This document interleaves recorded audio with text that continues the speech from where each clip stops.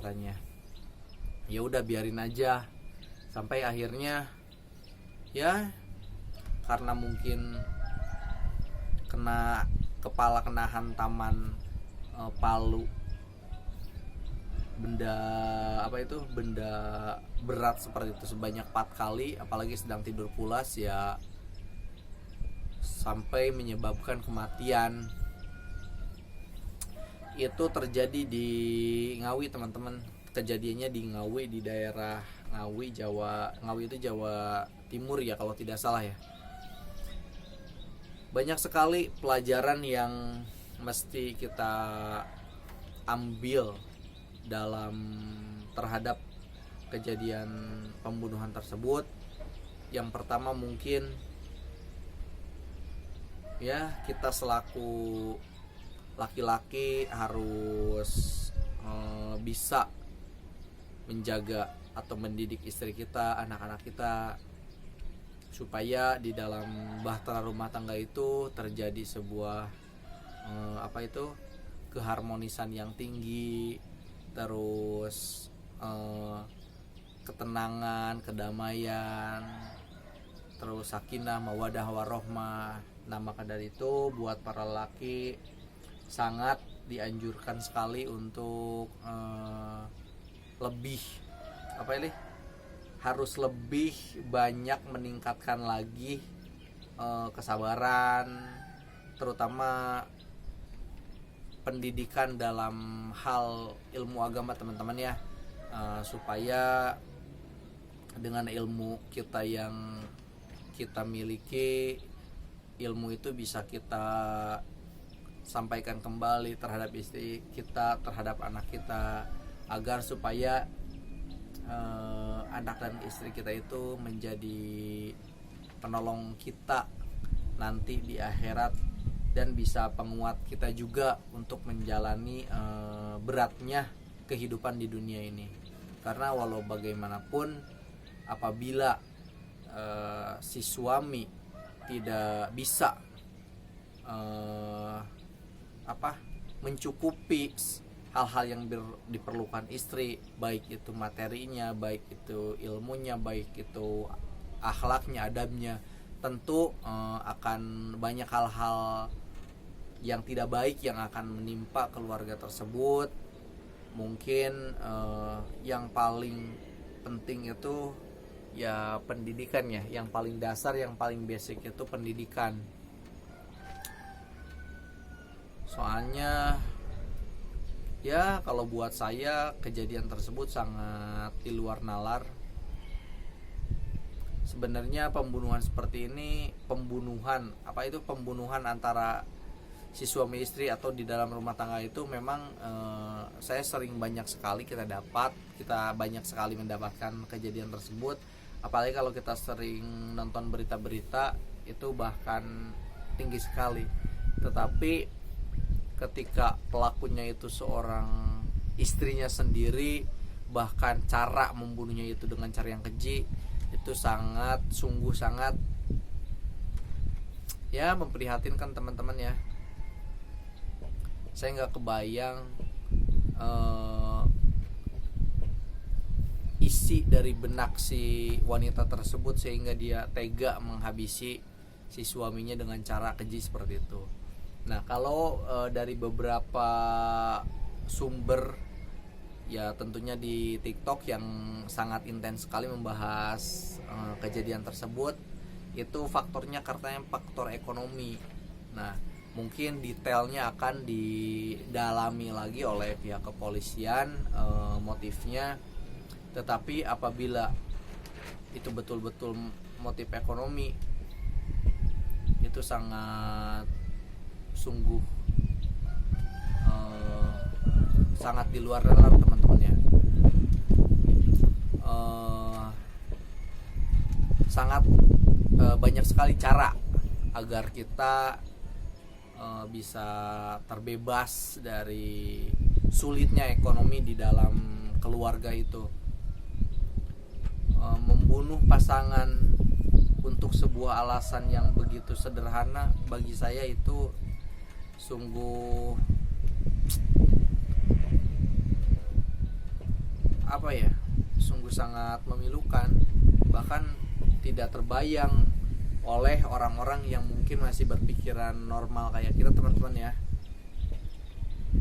Harusnya kalau dari kacamata Islam kan si istri itu tugasnya itu berbakti kepada suami. Bahkan ada sebuah hadis yang mengatakan pintu menuju surga bagi para wanita itu tidak terlalu rumit.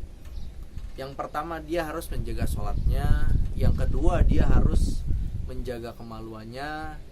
Yang ketiga, dia harus taat kepada suaminya.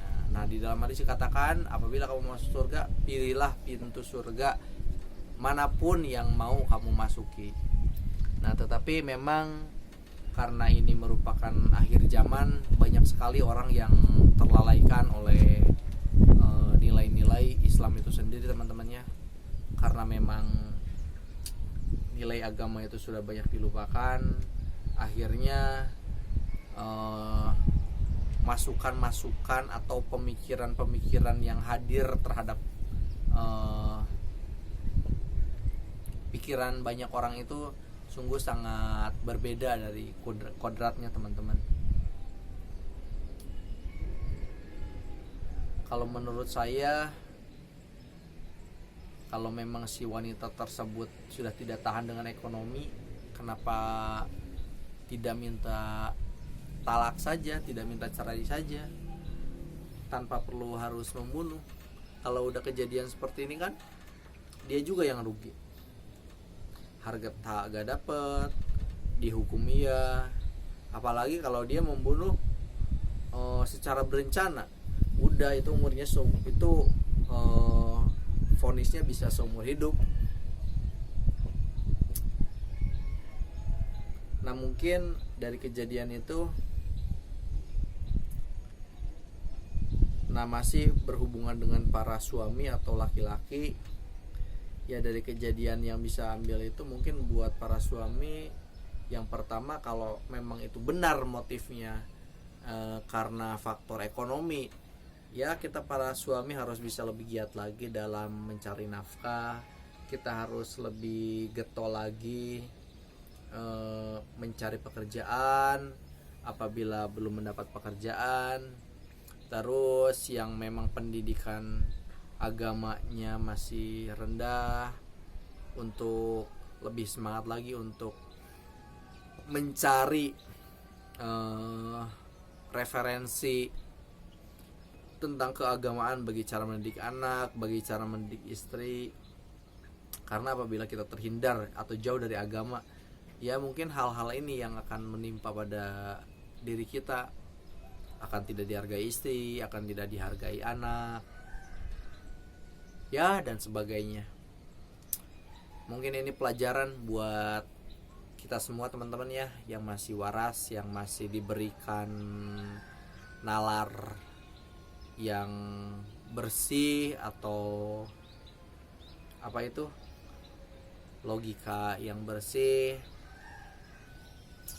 sehingga alhamdulillah meskipun pada saat ini masih banyak juga yang merasakan dampak dari susahnya ekonomi ini, masih bisa hidup harmonis dengan pasangannya atau dengan istri-istrinya. Saya berharap mudah-mudahan kejadian seperti ini tidak terulang lagi, karena memang yang namanya membunuh itu tidak ada agama manapun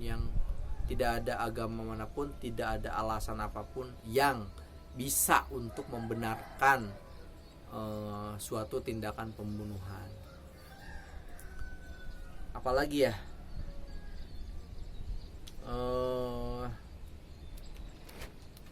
mungkin itu aja teman-teman yang bisa saya obrolkan atau opini yang saya bisa utarakan pada kesempatan kali ini. Memang apa itu tidak cukup menarik. Saya sudah menyadari itu, tidak cukup menarik, tidak cukup menghibur, karena memang mulanya saya pun merekam diri saya seperti ini atau bikin konten seperti ini memang saya ingin melatih public speaking saya supaya bisa lebih fasih dalam berbicara depan umum, bisa lebih baik lagi menyusun kata-kata. Ya, tetapi mudah-mudahan ada sebagian dari kalian yang terhibur oleh konten yang saya sajikan ini, bisa bermanfaat. Mohon maaf apabila di dalam pembicaraan tadi ada hal-hal yang kurang berkenan, kata-kata yang kurang pantas, kata-kata kurang sopan, kalimat-kalimat yang tidak teratur, mohon dimaafkan karena saya sebagai YouTuber pemula atau saya masih belajar. Mungkin itu aja. Mudah-mudahan teman-teman di sana selalu sehat, dimudahkan rezekinya, dan selalu tetap dalam lingkungannya.